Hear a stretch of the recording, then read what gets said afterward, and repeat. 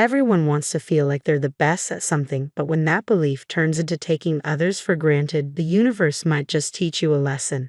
Understanding that there's always someone better out there is the key to humility. That's what truly makes the strongest person.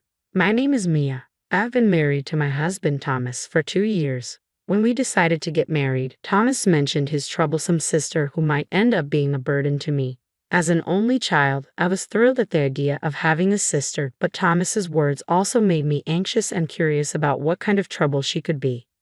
Now, 2 years into our marriage, I fully understand and have experienced what Thomas meant. I was born into a relatively wealthy family. My father runs a mid-sized trading company and is well-informed and progressive in his thinking. My parents always respected my decisions, providing an environment where I could freely experience and explore my interests. In 2008, during the Lehman Brothers collapse, I was an 11-year-old elementary school student. Intrigued by the significant impact this event had on the world, I became fascinated by how a disruption in the flow of funds could cause such a global panic. This sparked my interest in financial circulation. Recognizing my curiosity and intelligence, my parents had me take an IQ test, and the results were beyond the normal range. Throughout middle and high school, I continued to research finance. In college, I chose a major that allowed me to deepen my understanding. As I learned more, I became eager to apply my knowledge and decided to try day trading. My professor suggested it as a way to experience capital flow firsthand, but warned about careful management to avoid debt. I researched extensively, identifying statistically favorable stocks for day trading. Starting with a modest sum of all the allowance I had saved up, I engaged in buying and selling the same stock within the same day, or starting with the sale and then buying it back before the day ended. This meant results came quickly. My predictions were spot on, and though the increases were modest, my funds grew steadily through this process and gradually increasing my investments. I managed to grow the initial amount by more than 50 times in a year. While the original sum was modest, I wasn't certain how impressive this achievement was on a larger scale. However, that wasn't my primary concern. What mattered most to me was whether the answers I had derived through research were correct. During the university seminar, I met Thomas, a student known for his analytical skills. We often found ourselves in agreement on many topics, which fostered a close bond between us. Following graduation, I had planned to join my father's company, but Thomas pointed out an opportunity at a foreign investment firm on our graduation day. At the subsequent celebration, Thomas confessed his feelings for me, and I immediately accepted. His intelligence was comforting, and his understanding nature put me at ease. As we embarked on our respective career paths, our relationship strengthened.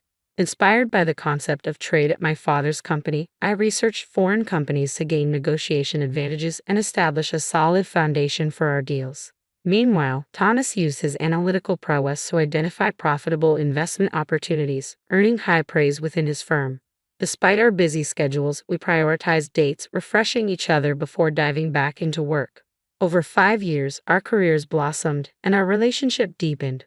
We became each other's support system, indispensable in our lives. It felt like the perfect time to take the next step forward. I want to spend the rest of my life with you, Mia. Will you marry me? Thomas's proposal was met with an immediate and wholehearted acceptance from me. I couldn't wait to begin our life together. During the family meeting, Thomas hesitated before sharing something important. There's something about my sister Alice that you should know, he started cautiously. She's a bit difficult and might cause you some discomfort or inconvenience. Alice, Thomas's younger sister by 2 years, was known to be challenging. From a young age, she had been exceptionally bright, even more so than Thomas, who himself was considered a prodigy. This dynamic made them a notably remarkable pair in their neighborhood. As Alice grew older, her intelligence sometimes translated into a sense of superiority, viewing others as foolish and often looking down even on Thomas. This competitive spirit led her to enroll in a different but equally prestigious university, always boasting that hers was superior to Thomas's choice. In her career, she joined a rival investment and consulting firm, claiming mastery in investment strategies. However, Alice's attitude of superiority left her without close friends and seemingly without a significant other, harboring insecurities behind a brave facade. She believed no man was good enough for her, always striving to prove herself stronger than anyone else. Thomas worried that our engagement might bruise Alice's pride further, knowing her constant need to compete with him. He feared how she might react and was concerned about her attempt to assert dominance. I tried to reassure Thomas with a light-hearted "it's okay," but his worries seemed unending, leaving me even more curious about his intense sister. I finally met the infamous Alice at a family meeting. Her sharp, intelligent beauty was unmistakable, though she exuded a cold demeanor. I wasn't sure if that was just her nature or my own preconceived notions. Thomas's parents were kind and humorous, which put me at ease about getting along with them. Apart from the initial greeting, Alice remained silent, simply eating her meal while watching me as if assessing me. After the meeting, as everyone was leaving, Alice pulled me aside. "I wondered what kind of person you would be, but you're nothing special, are you?" she remarked coolly. "Just a girl who got a job at her parents' company and is probably slacking off."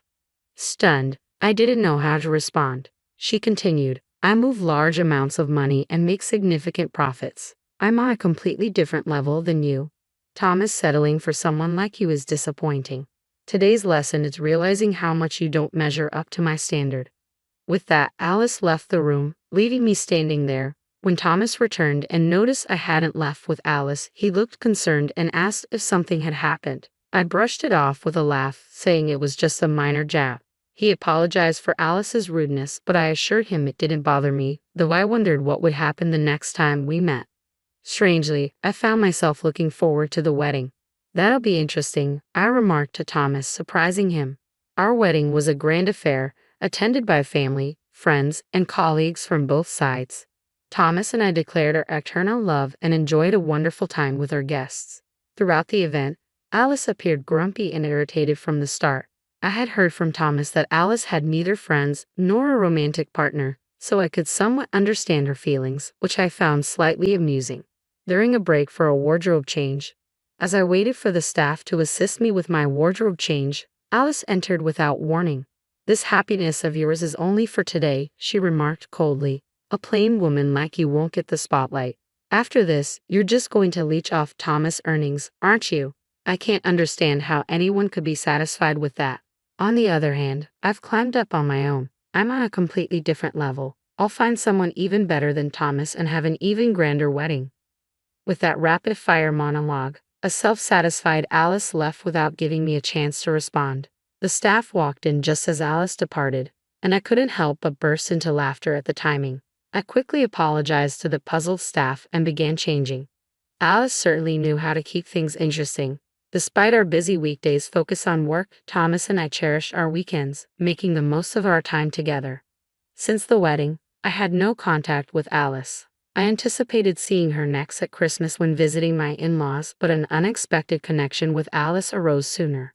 My father sought external consulting for asset preservation and expansion at his company, and although I offered to handle it, he opted for outside expertise from a specific firm. When I heard the firm's name, it struck a familiar chord, but I couldn't quite place it. At the first meeting with the consulting firm, I was taken aback to see Alice among the representatives.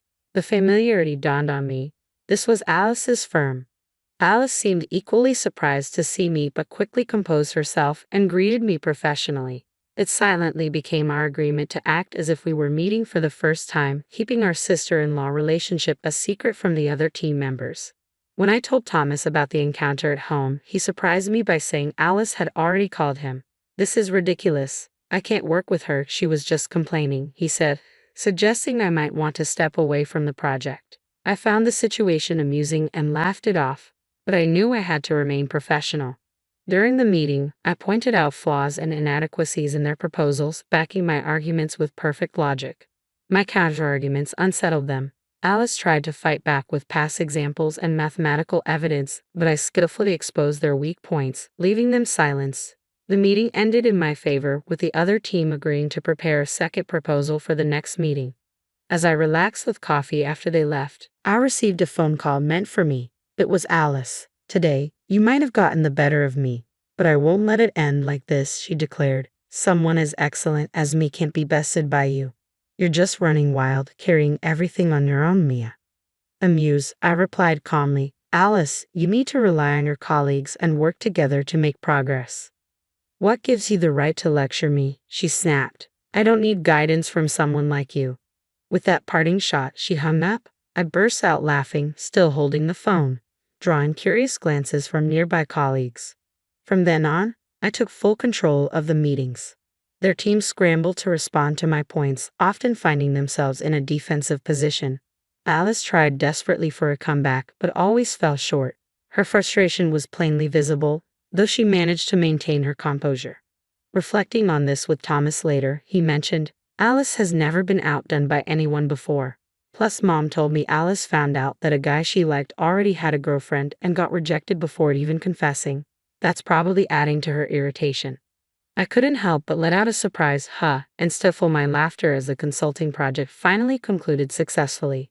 The opposing team leader thanked us, expressing how much they had learned, and we all dispersed. As everyone left, Alice and I ended up alone.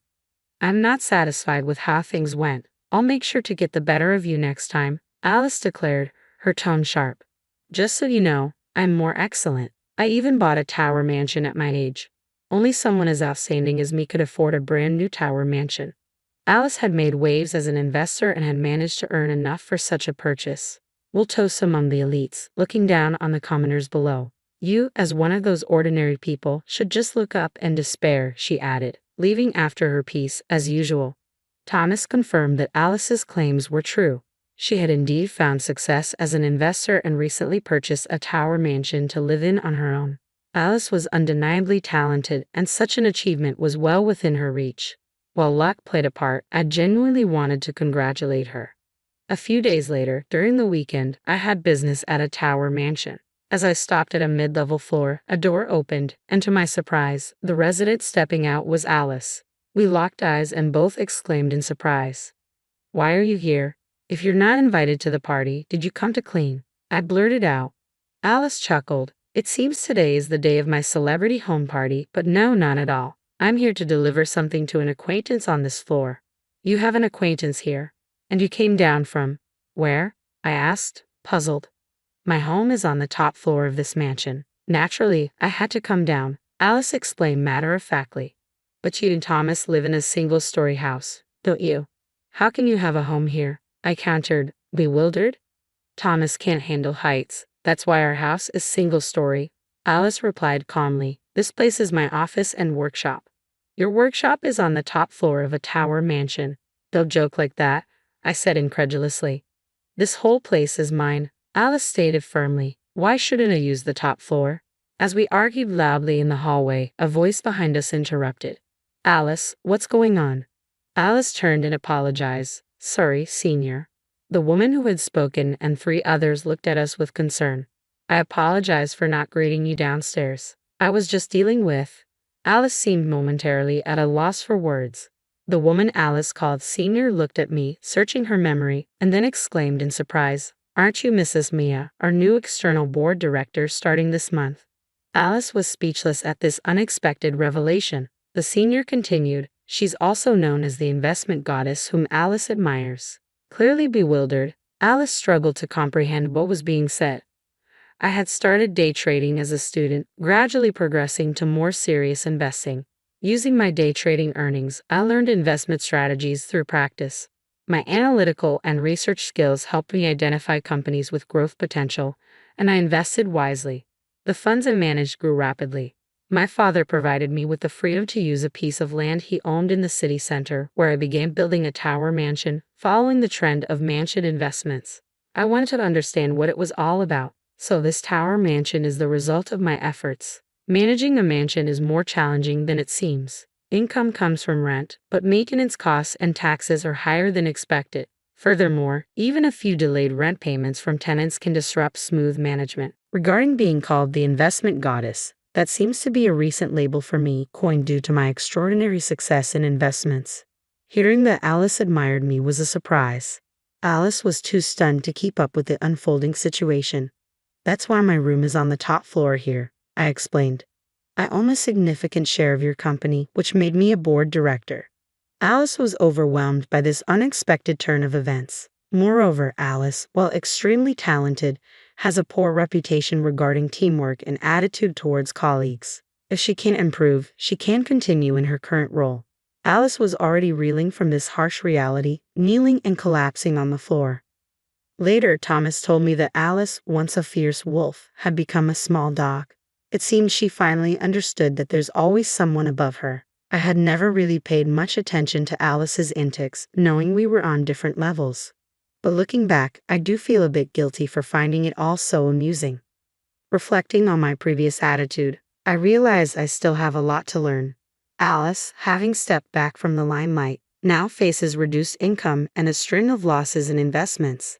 Her ability to pay rent for the Tower Mansion apartment is increasingly compromised. I'm considering issuing an eviction notice if the rent arrears continue for another 2 months. People's abilities vary, and even similar skills can differ in levels. Alice has become a lesson for me to never underestimate anyone and to treat others with respect.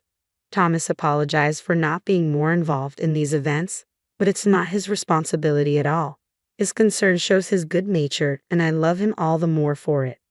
My current hope is to start a family with Thomas soon. I can't wait to enjoy life as a family of 3. If Alice changes her mindset and broadens her perspective, she'll surely find friends and a partner soon. One night, I had a dream of a family of 3, but by the end of next year, we'd be a family of 5 with triplets. I woke up sweating but couldn't help laughing at the prospect.